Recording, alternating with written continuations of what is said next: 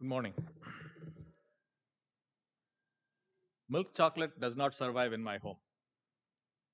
If there is any chocolate around, I will fully finish eating it. Imagine if I had the ability to snap my fingers and make chocolate. I won't survive. And that is the temptation that Jesus was faced with.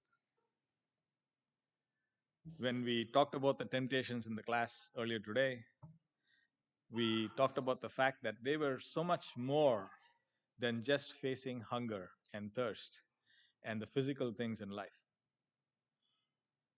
Jesus had the power to do anything that he wanted to do. He was God. And that was the temptation. In, um, in Matthew, we saw all these temptations that Jesus goes through, but in Luke, he has this to say after the devil's done.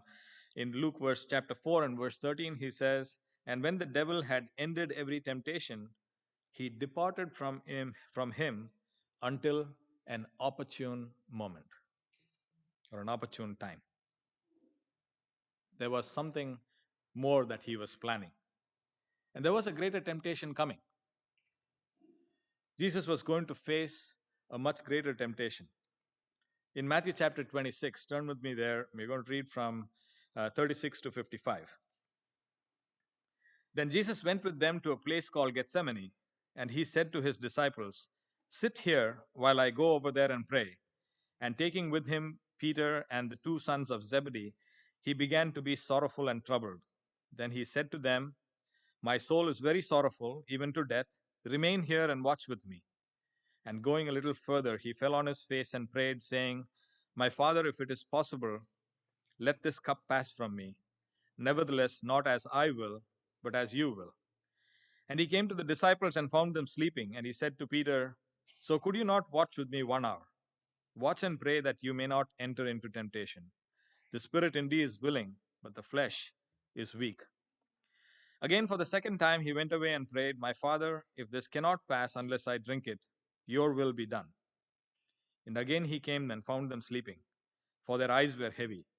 So leaving them again, he went away and prayed for a third time, saying the same words again. Then he came to the disciples and said to them, "Sleep and take your rest later on. See, the hour is at hand, and the Son of Man is betrayed into the hands of sinners. Rise and let us be going. See, my betrayer is at hand."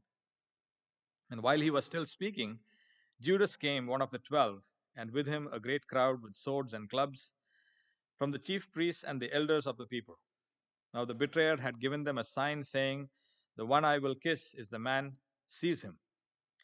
And he came up to Jesus at once and said, "Greetings, Rabbi." And he kissed him. Jesus said to him, "Friend, do what you came to do." Then they came up and laid hands on Jesus and seized him. And behold, one of those who were with Jesus stretched out his hand, drew his sword, and struck the servant of the high priest and cut off his ear. Then Jesus said to him, "Put your sword back into its place, for all who take the sword will perish by the sword. Do you think I cannot appeal to my Father, and he will at once send me more than 12 legions of angels? But now, how then should the scriptures be fulfilled that it must be so?" That was the choice Jesus was facing. The temptation that he had. Satan was right there in his ear or his mind. And he was telling him, "You can opt out of this. You can choose. All you have to do is think it, and it'll be done." That's the choice you have. These are all just puny humans. They don't mean anything to you. They're not worth anything. They never obeyed you. They did not love you the way you have loved them. They're not worth it. All you need to do is opt out of this, and it'll be done in a millisecond, microsecond, nanosecond, whatever. And that would be unimaginable temptation. I definitely would not be able to survive that temptation. And that's the choice that God makes for us. The writer of Hebrews has this to say. In chapter 4 and verse 15, he says, "For we do not have a high priest who is unable to sympathize with our weakness, but one who in every respect has been tempted as we are, yet without sin. Let us then, with confidence, draw near to the throne of grace, that we may receive mercy and find grace to help in time of need.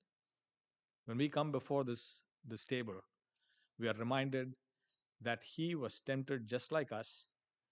In the time when he could opt out, he made the choice to drink that cup. He made the choice to give his body so that we might be able to confidently approach the throne of grace and receive mercy.